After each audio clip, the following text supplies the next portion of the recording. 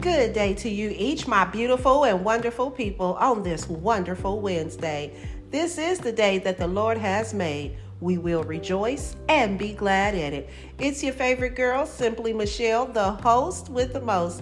And I have an incredible episode lined up today. But first, head on over to Amazon and purchase your copy of one of my books, Journaling the Journey with Jesus, Love, a Misconstrued Word, Created on Purpose for a Purpose, Dear Diary, and Dear Diary 2, Unexpected Turns.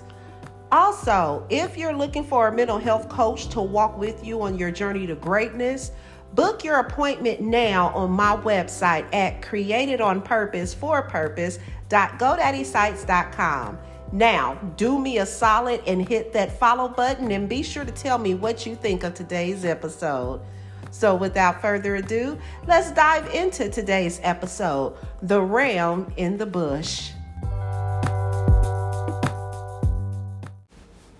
I don't know how many of you remember the TV program that used to come on the earlier part of the 2000s called Drop Dead Diva, okay? And it was basically about a young lady who was a supermodel named Deb Dopkins. She basically got into a car accident and she passed away. On the other side of town was a young lady named Jane Bingham. She was an attorney, one of the best at her law firm. She ended up getting shot. She passed away. What happened was Deb decided she wasn't ready to die, and she decided to come back to Earth. When she came back to Earth, she was not in her same supermodel body. She was now in Jane Bingham's body, okay? Jane was a plus-size young lady. It took Deb a while to get used to her, and Deb had a boyfriend named Grayson. He was also an attorney at the same law firm that Jane worked at, okay? And so just a little bit of background. I really liked the show. Not sure why it's not on anymore, but it leads me to the episode that I was watching. And in this episode, Jane was actually walking down the street with her assistant, Terry. Okay. They were leaving some kind of, convention or, something like that. And so anyway, they was walking and then they saw something fall in front of them. Okay. And they stopped. And when they looked up, they noticed a man standing on the ledge as though he was going to jump. So, of course, Jane told Terry, she's like, hey, I need you to call for help, and I'm going to go up and try to help him, basically to keep him from jumping until help gets here. So when Jane got up there, the guy, he was like, don't come no closer, I'm a jump. And so she's talking to the guy, and she's like, well, what's going on? And he basically just kind of explains to her, listen, I'm an engineer. You know what I mean? I lost my job because there is this soil. They're building a new school on contaminated soil. Okay. And he's like, I cannot allow them to open this school because if they do, all the children in the school are going to get sick. So, so Jane is talking to her. She's like, well, I understand, maybe you a little bit passionate about your job. He said, no, you don't understand. I have to prove that soil is contaminated or those children are going to die. And she said, well, why don't you try to get you a lawyer, that will help you. Keep it in mind, Jane is a lawyer and she's the best at her firm. Okay. And so she's encouraging him, go get a lawyer. And he's explaining to her, listen, no lawyer will take my case. They all tell me that I'm crazy. I lost my job because they didn't want me to tell the truth, basically. They didn't want to lose out on any money. My wife and my children, I've lost them. My wife thinks that I'm crazy as well. So these companies are putting out restraining orders on me simply because they think I am being dishonest. And so he's like, I have nothing else to live for. So by that time, Terry and the police comes up, and, they were actually going to arrest him because this wasn't his first run-in with the law. Because again, he said people have been putting restraining orders on him because they think he's crazy. Okay. And nobody wants to be bothered with him. Everybody has, overlooked him. They have judged him. They've tried to, shut his voice down because they wanted to make an extra penny. And obviously they had some power, you know what I mean? And even with the other attorneys. So Jane saw the police getting ready to basically cuff him. And Jane told him, hey, what are the charges? He doesn't need to be going to jail. He needs help. And so, the police continued to tell him, hey, you need to get down. So finally, Jane said, if you get down, I will represent you. I will be your lawyer and I will help you. So basically he did. They took him to like this mental institution or whatnot. Jane went to go visit him to get more information to build a case for this man. And as she was about to leave, there was a woman sitting outside his room, and she stopped Jane and she said, hey, are you the woman that saved my husband? And so, she was basically like, yeah. And, she was like, well, thank you and stuff like that. Well, Jane said, well, he's fine. You can go in and talk to him. And she said, no, I can't do this no more. I'm only here because they called me to do paperwork. But there was nothing wrong with this man, y'all. It's just that nobody believed him. And long story short of the actual episode, Jane was able to vindicate this man while he was in court, in the court, going through the courts. Now, they had some hurdles to jump over. It wasn't easy. Jane was not going to give up. Another thing that actually took place because of the hurdles, the law firm that Jane works at, her boss was representing the company that fired the young man that was the engineer. So her boss was trying to get her, no, you can't take it. That's a conflict of interest. You cannot take this. This is one of our biggest clients, and you are not going to take this case. And the one thing about Jane is you cannot tell her what she can and what she cannot do, because she trusted in her clients to give her all the information she needs to vindicate them. She did not lose any of her cases throughout I think it was like 6 seasons that it was on the air. Okay. So anyway, after going over those hurdles and getting through, all the red tape and everything, she was able to free this man. She was able to prove that he was not crazy all this time. She was able to prove that the soil that the school was built on was contaminated. So he won his case.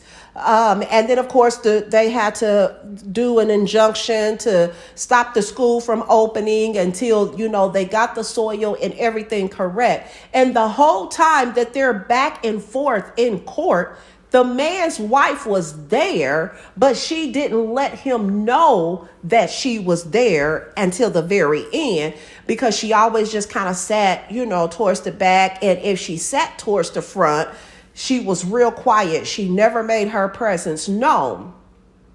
Here's what I want us to take from this. God always has a ram in the bush. understand this. It wasn't by happenstance that Jane and her assistant was walking down the street, because Jane made very good money at the firm she worked at. Matter of fact, Jane had a Porsche and Jane drove everywhere that she went. But this particular day, I need y'all to catch what I'm saying. This particular day, her and her assistant was walking. And it wasn't by happenstance that it was that day that the man said, you know what? I give up. I'm tired. I can't do it no more. People think I'm crazy when I'm only telling the truth. I'm only trying to help the children, but nobody believes me. I've tried going to attorneys. I done lost everything that I have, including my marriage, behind me doing the right things and telling the truth. So it's not like any of that was by happenstance.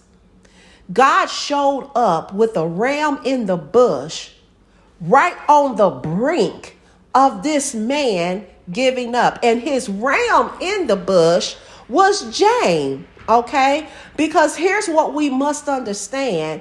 We gotta go through trials. None of us are exempt from going through things. Okay, but what we must understand is God is not gonna leave us to go through these things alone. And yes, there will be people that will tell you you're crazy if you begin to share things that you should not be sharing in a specific season of your life. Sometimes you hear people talk about, you need to stay quiet in this season and make moves in silence and stuff like that. And that's true because, oftentimes when we get to talking about that, not everybody is for us and not everybody wants to see you do better than them.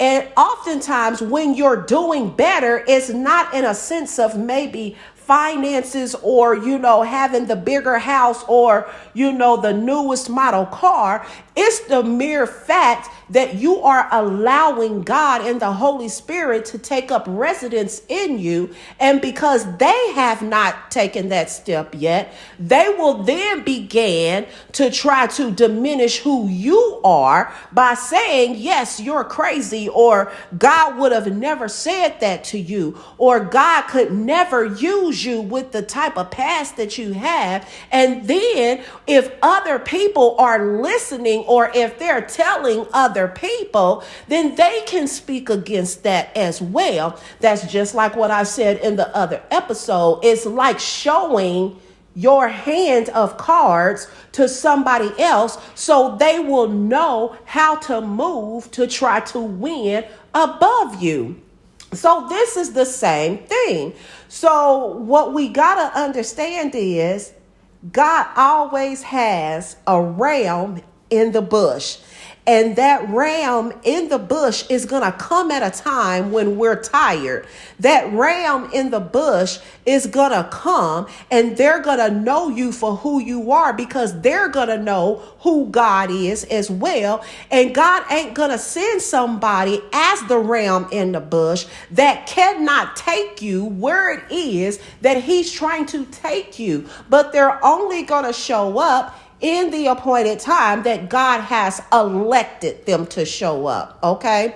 So it kind of made me think of the story of Joseph. How, Jacob had all these sons, but Joseph was his youngest. You see what I mean? And none of his siblings liked him because the scripture says that Joseph was Jacob's favorite. I have children. I'm a mom myself. So I cannot say that I have a favorite between my boys. You see what I mean? But that's just what the scripture said about Jacob and Joseph. So I can imagine, when I think about it, it's kind of like we all have, if you have siblings, and you have a younger sibling. And most often that younger sibling is going to be able to do more than what the older siblings were. Because like, even with me, I'm a middle child. So I have older siblings and I have younger siblings.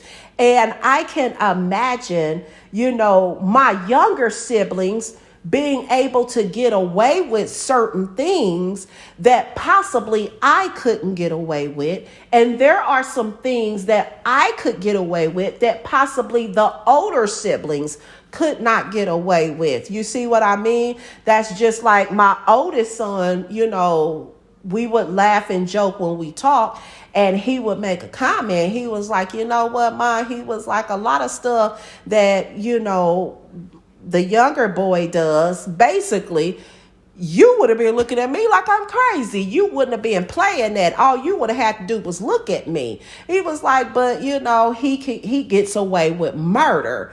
And that's how you look at it, because my imagination is telling me is that maybe Joseph was that child that was coming during Jacob's wife going through the change, because keep in mind, Joseph was a lot younger than his brothers, but nonetheless, his brothers didn't like him. So of course, they was off working in the pasture. When they went off to work in the pasture, Jacob sent Joseph to go check on them. And when, Joseph showed up, as they seen Joseph coming up, the brothers, they began to plot. We gonna kill him, basically. But then one of the brothers spoke up and was like, at the end of the day, this is still our brother. We can't kill him. How about we just sell him?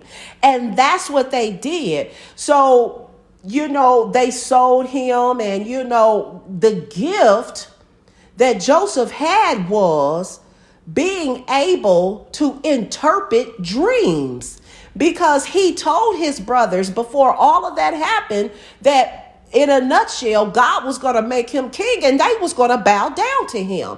And they laughed at him. They thought he was crazy, just as that man was when he was trying to talk about this contaminated soil that they're building the school on. So they plotted to kill him, but instead of killing him, they decided to sell him. So he used his gift, not even, I guess, knowingly using the gift, so that, all that he went through, in prison, and, now he's away from his own family, and, now he's interpreting dreams for the king and stuff. And so they put him in a high place, because one of the things is that the king ended up having a dream. He didn't know what the dream meant. So he had Joseph to use his gift to tell him what that dream meant. And once Joseph told him what that dream meant, then they were able to move accordingly. And what it was, basically, there was going to be a famine, and they needed to prepare for it. And so they prepared for it. But when you look back, over where, Joseph's family was, they were struggling. They was hit. They was in the midst of this famine. And who did they have to come to? Because by this point, God had elevated Joseph to a point to where, okay, yeah, I know these people wronged you. I know these people called you crazy. I know these people had no reason to dislike you whatsoever, but I've elevated you. And as I elevate you, I need you to elevate in your character and in your integrity as well. So when they came, Joseph didn't tell them right off who he was. They didn't even recognize their own family. Okay. And so finally, when he did tell them, what happened? They needed his help, and Joseph was able to help them, and he would, because I know me, let's keep it our way real. Sometimes you just like, nah, why should I be the one? Why should I help them? How they done dogged me out, called me crazy and everything else. But what we got to understand is God has a way for vindication to come back. He always has a ram in the bush to come help you in those moments. Yes, he had to go through some things just like the man did on the TV show. That man lost his job, his family, he got restraining orders put against him. And then when we look at Joseph, Joseph basically lost his own family was trying to kill him off. But instead they sold him into slavery, y'all. And so going to prison and having to do things he's not used to doing, you know what I mean? Even in those things, God used it for his good. So I would like to think that even though he was sold and he was away from his family, the king and everybody there where Joseph was, it was all a setup. It was predestined. It's kind of like, I will work this out for your good, because we got to keep in mind, God is not surprised of things that will take place and happen in our life. He already knows what's going to take place because he knows our beginning all the way through to our end.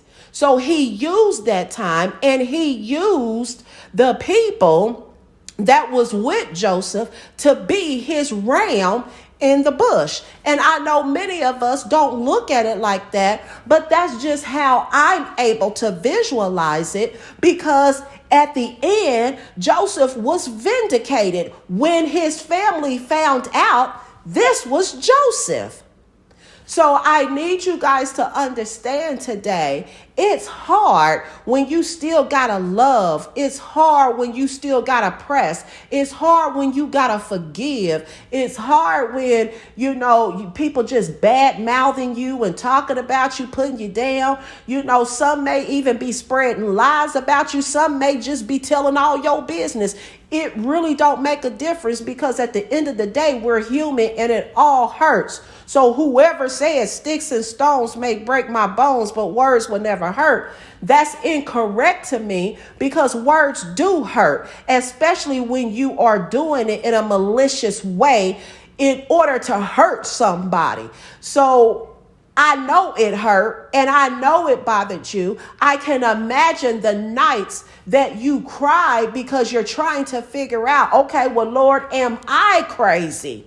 Am I foolish for believing this? Or Lord, what is it that I'm doing wrong? Or why can't I be accepted? Or why aren't people treating me in a specific manner?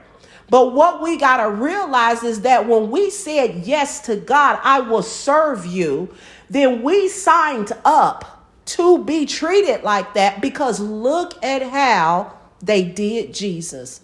We are not any different. Jesus was perfect. We're not. So what we have to understand is it's hard, but our focus should be on Christ. It's not easy to continue to love people that hurt you, especially those that are close to you, those that are a part of your family. But understand, God always has a ram in the bush. Right at the time we need them the most, God is going to send that ram in the bush. And that ram in the bush is going to help you to be vindicated of every lie, every judgmental word that was said about you. God is not crazy. As long as you have the right heart posture and you are walking in alignment to God, He is going to ensure that when the time comes and you're mature enough to handle it, that He's going to send that ram to vindicate you. So there's no need to try to, go and pay back people that's hurt you. There's no need to get vindictive. God said we only need to be still. He'll fight every battle.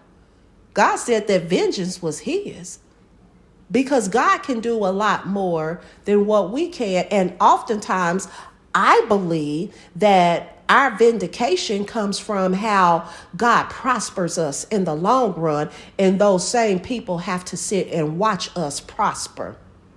And I hope that just makes sense. Oftentimes, it's not about a sickness coming over them. It's not about death happening. It's not about God just doing something so horrible and so mean to these people. Oftentimes, he's going to give you a front row seat so that, you can watch this person's life unfold beautifully and unexpectedly.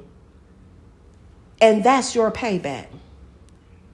So just stay encouraged. It's not easy. The scripture says that we are to pray for those and bless those that do us dirty. And that's what we got to keep doing. Allow the forgiveness in your heart, because you cannot move and you cannot elevate unless you hold forgiveness. I understand Joseph probably knew his brothers didn't like him. You know what I mean? But he still loved them just because they were his brothers. You see what I mean? I'm going to love you anyway. That's just like you. If you have, family members in your family, that don't like you, love them anyway. Because they cannot stop you from praying. They cannot stop you from loving them. But you always have to stand and make sure you're doing the right thing. Because when you're standing and you're doing the right thing and you're living how God intends for all of us to live, and your walk is upright, God will send that ram in the bush, and that ram in the bush is going to vindicate you. Just be still and know that he is God. Well, you guys, that concludes today's episode. I thank you so very much for tuning in. I truly hope you found encouragement, motivation, guidance, and inspiration to live a life aligned with your true purpose. Again, I am your favorite girl, Simply Michelle, the host with the most. Don't forget to tune in each Wednesday morning for your midweek encouragement. And remember, you are unique and there's a purpose waiting to be fulfilled within you. Don't let it go unnoticed or unexplored. Now go have a great day on purpose. See you next time.